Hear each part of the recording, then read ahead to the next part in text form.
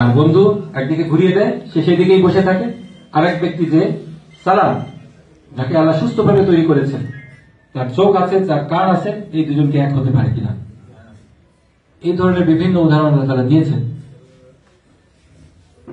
এই উদাহরণগুলা আমাদের জন্য, আমরা যখন ওয়াজ করব, আমরা যখন দাওয়াতি ময়দানে যাব, মানুষ যাতে এই ওয়াজগুলা, আমাদের দাওয়াত, এইগুলা যেন মানুষের বোধগম্য হয়, এই জন্য আমাদেরকে বিভিন্ন উদাহরণ, সমাজের বাস্তব প্র্যাকটিক্যাল উদাহরণগুলা আমাদেরকে ব্যবহার করতে হবে।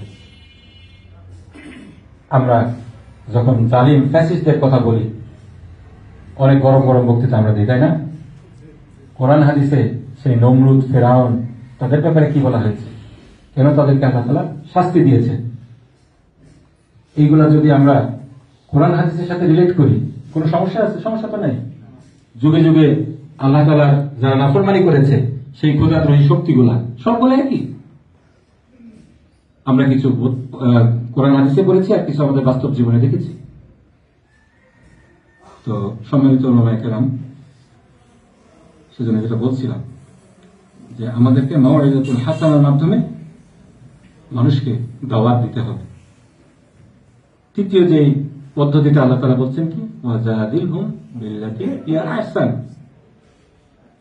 দাওয়াতের ময়দানে একতরফা দাওয়াতি কাজ, এটা খুব বেশি একটা সুফল বয়ে আনে না।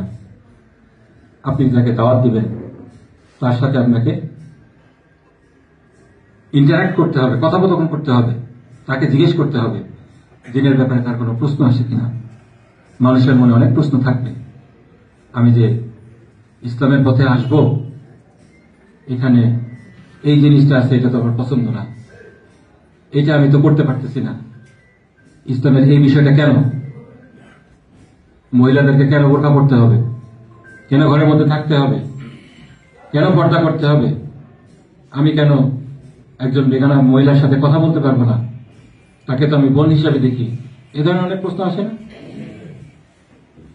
যখন এই ধরনের প্রশ্নগুলো আসবে এই দাওয়াতের প্র্যাকটিক্যাল ময়দানে, তখন আপনাকে